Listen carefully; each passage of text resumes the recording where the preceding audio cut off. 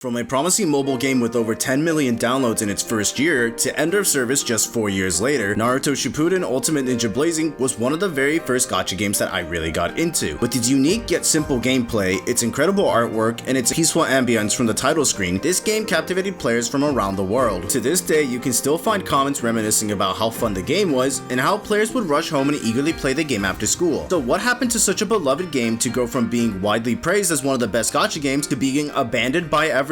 Developed by Gree and published by Bandai Namco, Naruto Ultimate Ninja Blazing was the first and currently only mobile installment to the Naruto Ultimate Ninja series, which also includes the critically acclaimed Naruto Ultimate Ninja Storm series. Ninja Blazing was a gacha game, a popular monetization system of games in Japan based on the gachapon machines. Naruto Blazing released in Japan on July 14, 2016, with global servers launching only 1 month later on August 24th of that same year. The game was met with mostly positive reviews, although some reviews did note that the gameplay was a bit repetitive. Quote, "Naruto strikes again in mobile devices with a turn-based RPG that is fun but repetitive," end quote. Despite these somewhat middling reviews, the game flourished and quickly fostered a loyal fanbase. The core gameplay revolved around moving your units close enough to the enemy to hit them. This was achieved by tapping and holding your unit on their turn and dragging them until the attack radius around them would overlap with the enemy, thus initiating an attack. If a nearby ally's attack radius also overlapped with the enemy, then they would also attack, making positioning very crucial to maximize damage. Teams would consist of 6 characters, 2 frontline units, and 3 buddy characters in the back, with the 3rd frontline unit coming from your friends list. Frontline units could freely switch with their buddy at any point before they move, which helped promote bringing different kinds of units depending on the situation. Additionally, characters had field skills, which were abilities that units passively had when on the field. These field skills would scale in effectiveness depending on how close enemies or allies were in proximity with the character. For example, Naruto's Seal of Light's field skill would heal allies 150 HP if they were a good distance away, and 200 HP if allies were right next to him. Finally, characters had buddy skills, which allowed characters in the back to help the frontliners. Characters also have special attacks called ninjutsus, which can be used when the chakra bar is filled. 1 bar of chakra is generated on a character's turn. Additionally, 1 bar of chakra can be generated for all frontline units whenever a combo of 15 or greater was achieved. This inherently made AoE ninjutsus almost always better than single target ninjutsus, since being able to hit multiple enemies made it much easier to generate chakra for the team. Additionally, 6-star characters had access to secret techniques, powerful special attacks that were meant to close out fights. These secret techniques required double the chakra of a regular ninjutsu, and often would take the entire length of a mission to be ready, making them a rather rare occurrence to see in-game. On release, the game had 3 modes that the players could participate in. Was Story Mode, where players could experience the Naruto story in PowerPoint form, interspersed with gameplay. Emergency missions, which were event missions that players could play, ranging from ramen missions to level up your units, to farming free units from a higher difficulty event. And finally, Phantom Castle, which was a monthly recurring PvP event where players could fight against defense teams that other players could set up and try to climb as far up the rankings as they could. Co-op mode was also available, in which up to 3 players could challenge some of the more difficult events together and all reap the rewards. Although because players were unable to play at 2 times speed, it was debatable whether or not it was faster to co-op. This is also not taking into account finding a lobby, connecting to a lobby, or if someone AFKs or disconnects from a mission,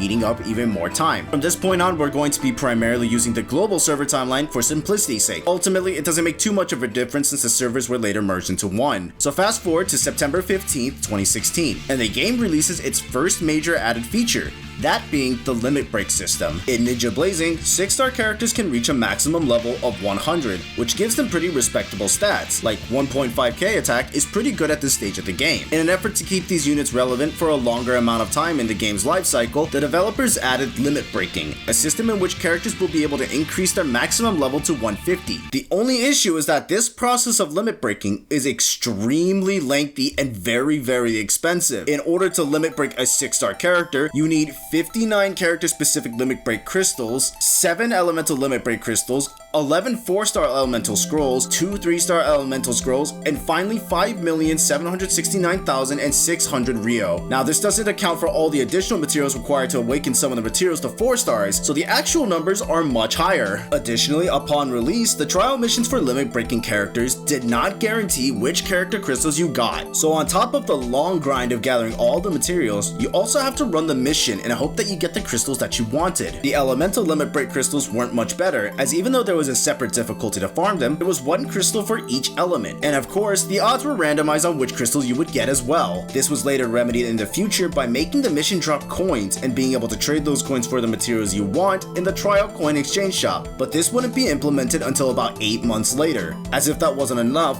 limit breaks were often released in batches of 3 to 4, so take all the numbers I previously mentioned and multiply them by 3. This means that to awaken a full batch of limit breaks, you need 177 character-specific limit break crystals, 21 elemental limit break crystals, 33 4-star elemental scrolls, 6 3-star elemental scrolls, and finally 17,308,800 Rio. And with these batches releasing on average once a month, players have their work cut out for them.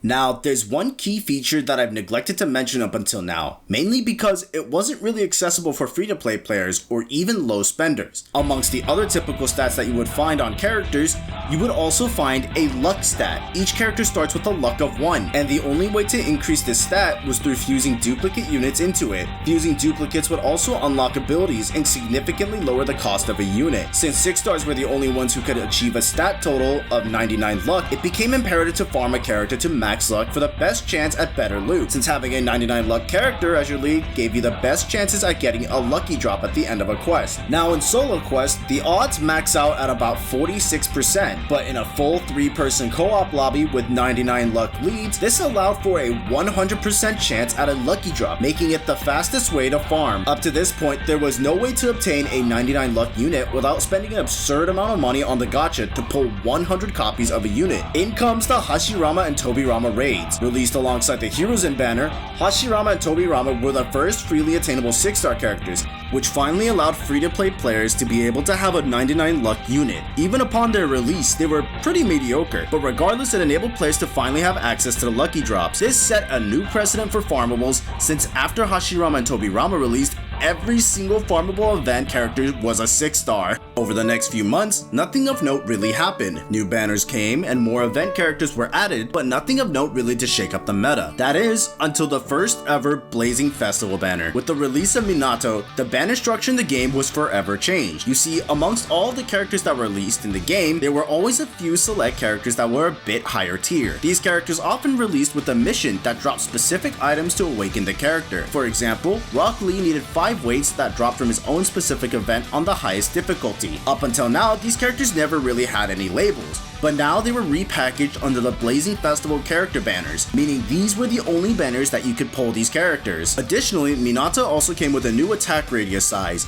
Vast. Up to this point in the game, there were only 3 attack ranges, those being short, mid, and long range. In order to compensate for the lack of reach, short-range characters often had better stats, so it stands to reason that with the absurd reach that a vast attack radius gave, that Minato's stats would be relatively bad to compensate for it, but his stats were good.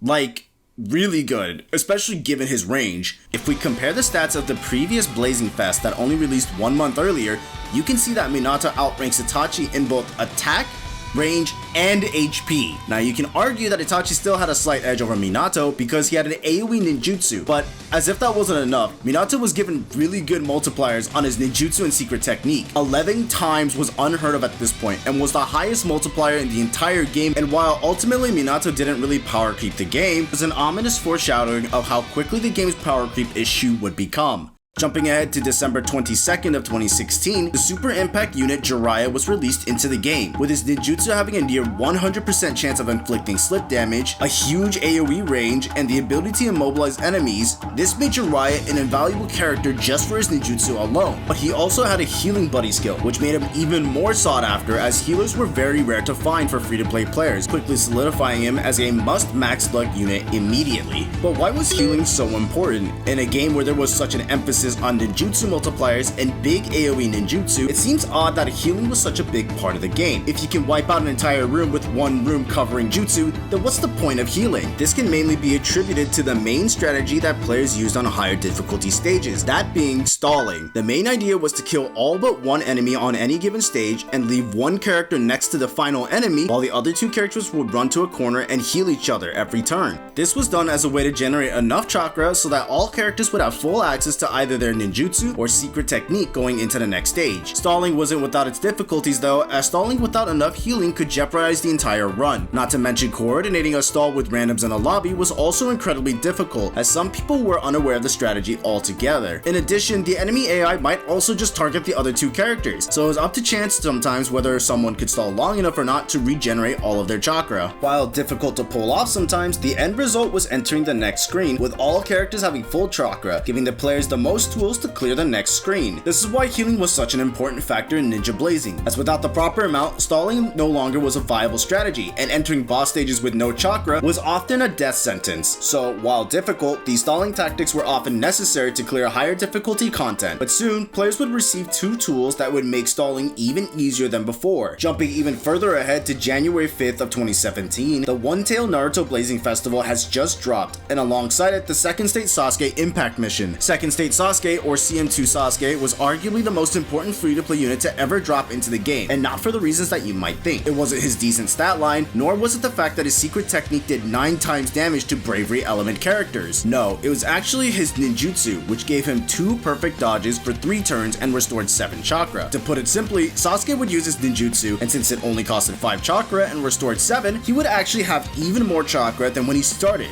not to mention the perfect dodges, which allowed him to completely dodge any attacks without any damage. This effectively made Sasuke the safest character to do any stalling with, as the perfect dodges ensured 0 damage from the final enemy for 2 attacks over 3 turns, by which point he could simply just reapply the perfect dodge, rinse and repeat until all teammates have fully restored their chakra. One-Tail Naruto was excellent for stalling for the exact opposite reason. His ninjutsu allowed him to increase his attack by 50% for 9 turns and restored 2 chakra. Pair this with the insane multipliers on his ultimate and high attack stat, and Naruto quickly became the definitive nuker for most content. These 3 quickly became the trifecta of stalling, and since 2 of them were free-to-play characters, this allowed many and most players to be able to properly stall and gather chakra for their team. Finally, after over 9 months since the game officially released, Ninja Blazing released its first new game mode, Ninja Road. Ninja Road was a set of 20 stages of increasing difficulty, featuring bosses every 5 stages. In order to offset the length of the event, players were allowed to bring 3 full teams into each run, 6 characters per team, so up to 18 characters could be brought in to challenge the Ninja Road. First time completion of the event will award players with the elusive Acquisition Stone, a rare and very sought after item that allowed players to unlock an ability on a character and lower its cost. With how powerful some of the abilities had become, having a reliable way to unlock an ability without a dupe made characters far more accessible to players, as they would no longer have to go for multiple copies of the same character to ensure all of the abilities. Additionally, Ninja Road awarded Granny Cat coins, which could be used to purchase several useful items along with exclusive characters in the shop. While Ninja Road was great for players since it allowed players to get their hands on more resources, each run took a considerable amount of time, with each run clocking in at an average of 20 to 30 minutes. And with these bosses having a considerable amount of HP, players needed all 18 characters to have a fair bit of investment into them to stand a chance against clearing Ninja Road. Even though Ninja Road was as difficult as it was, it would absolutely pale in comparison to what was going to be introduced next.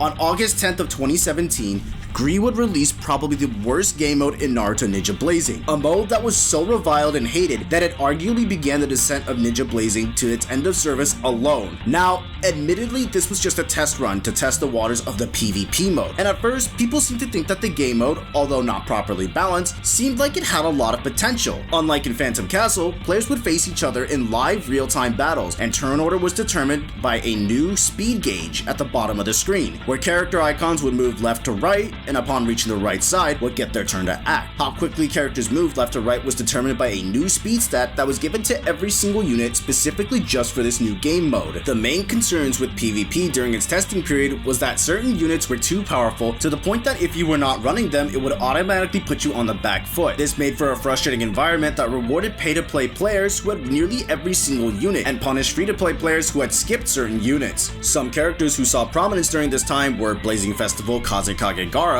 due to his high chance of sealing ninjutsu, Blazing Festival Killer B for his high speed and his jutsu being able to one-shot most heart units, Blazing Festival Minato for his absurdly high speed and high nuking capabilities, and Blazing Festival Madara, who was a good all-rounder and stats and had a powerful ninjutsu. Notice that nearly every single character who saw high usage was from a Blazing Festival banner, which means that if players weren't pulling on nearly every single prominent banner, players would be unable to keep up with the meta. But players were hopeful since this was only a test run that that there would be plenty of time to implement balance changes and update the gameplay, and regardless, players had a much more important event to look forward to.